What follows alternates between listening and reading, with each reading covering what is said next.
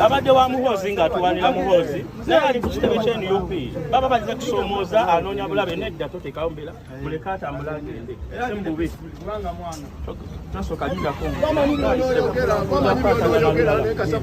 sembubi tetukubyeko tetulina sembubi teryakuvunye teryayogedde naawe bubi naye simbubi Mesiah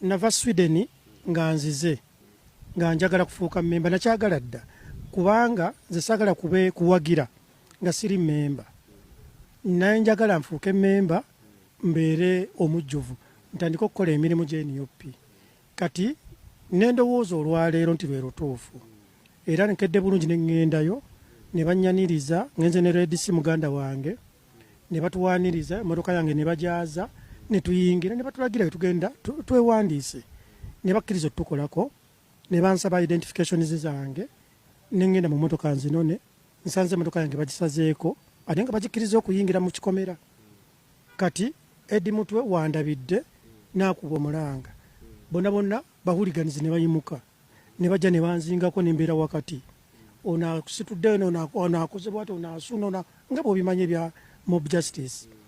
President Museveni yasooka mu UPM n'ajoyininga ebirala paka kati wa NRM.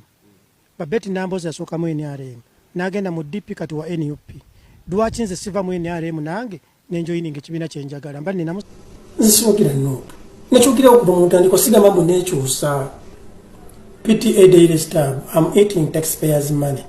That I went and saw Salim Saleh. Yes, I went to Salim Saleh. I spent 2 days with Salim Saleh. It is not a crime because I'm a supporter of NRM. And I've mentioned this right away from the beginning. I've never said that I'm from NUP. Everybody on social media knows Eddy Mesiah is an NRM supporter. So, my dear, where is the problem of me meeting General Salim Saleh, my fellow NRM?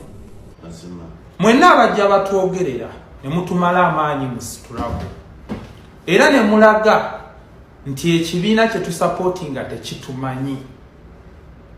Mbuuza mukoleraani kubanga ffe tuli bamativu n'ekibiina kye tusupportinga, tuli bamativu ne pulezidenti waffe, tuli bamativu n'abakulembeze empisa gye batuyisaamu.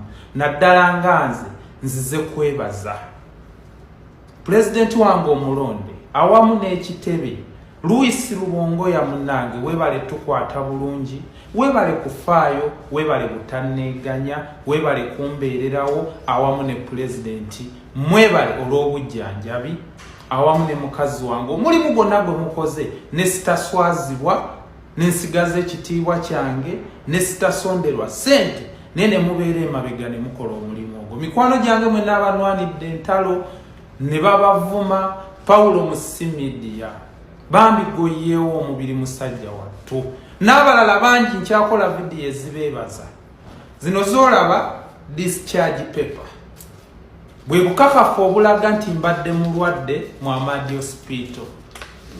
Era wano we njagala okubuuliza, Lumbuye wagambye lino eddwaliro nalipangisa. Nsaba ssebo ondage ku discharge paper zo ze baakuwa nga bakutadde okuva mu kkomera gwe yali teyeewamba. Nabagambye ndi mukambwemu. Kino kye bayita medical report, final report, Samuokanya. Lumbuye kino kye kyakulema. Bannayuganda wava mu kkomera baakusaba akantu katono nnyo ne kakulema. Naye oli awo obuzaabuza ensimbu eddwaliro ndi state agent balimpangisiza. Nkolerewo ki? Katono nnyo, just final report, medical report. Kitegeeza eddwaliro terikubanja yadde 10 n'obulwadde bwe wajja nabo tozzeeyo nabo. You don't know. Tujja feba anirule. alina obutwa tabula obulala buno wampa buchina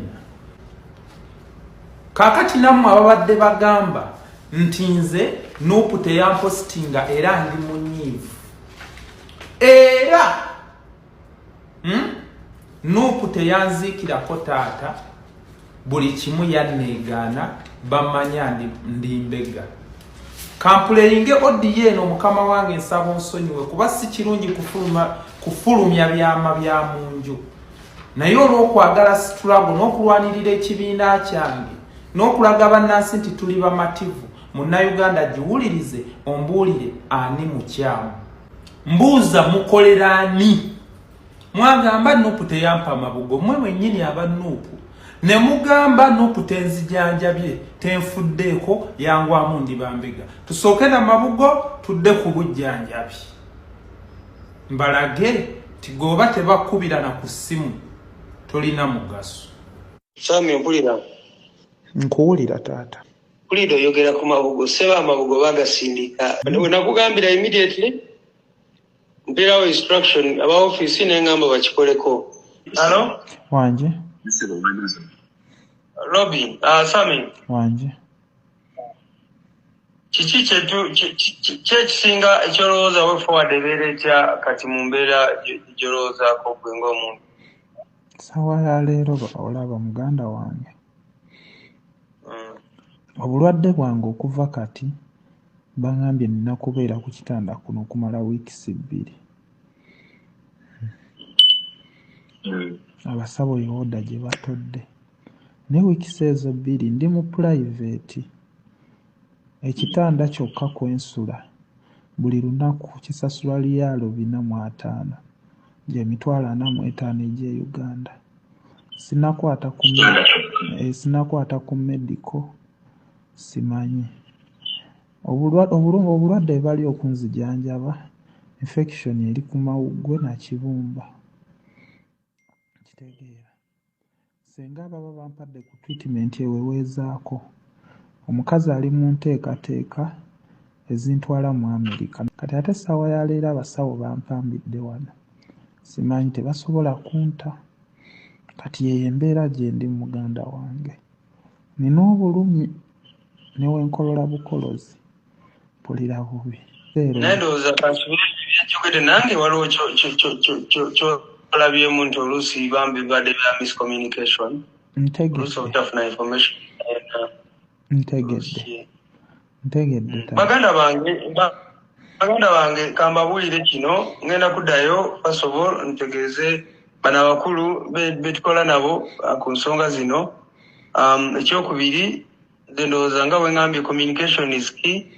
Kati bwe mba nkugambye ekintu nengamba tugenda kukola kino towulira nti oyo ntadde ku pressure oba ki okunzijukiriza okunteekako ka message kubanga bino tubikola mu mukwano. Waliwo n'abantu abatayagala bapostinge ng'oli mulwadde tayagala omupostinge kwegamba so simanyi lwaki for example kiba kizibuwala bw'okunkubira essimu n'ongamba tomanyi ki nti abantu bagenda ku misunderstandinga balwadde osabira omukulu nawanikayo kana akantu bwe kati ne bwe kati kubanga ekyo sobola okukikola ate nkikola nnyo. President oluusi abeera bize naye nemujukiza nengamba nange omuntu wono alina birthday wono omuntu omulwadde wono omuntu yafiirwa omuntu kubanga abeera bize nnyo nnyo ebintu ebinakola kinaita following up oba ki. So just ekintu kibeere kya mukwano ate kibeere ne attitude ennungi zendo tujja kuyitawo mu buli mbeera yonna yonna. Kandabe ekyokukola Sammy Robbie ensonga zo kandabe nazo ekyokukola beere ne positive attitude byonna bijja kuggwa. Ukimanyi gwe Robbie nali kugamba nti oluusi lindamuko ng'omwezi gugwako kubanga lwe tutera okutuula meeting eyo ne tuyisa ssente za kino za kiri kati erinnya lyo naliteekako naye just one meeting tenatuula okuyisa ssente ezo kubanga nali ntaddemu at least nti bakuyambeyo ne miliyoni 2 kubanga wali ongambye nti biiriyo yali ya miliyoni 2.8 ali mutweddemu miliyoni 2. So just manya nti ebintu bino tubirowoozaako all the time era n'oyo omusajja Robbie yankubiranga ngamba nti alina challenge endala namugamba nti nkyali ku nsonga za Sammy njagala zisooke zikole ki ziggwewo kijjukira bulungi wakubira kola speak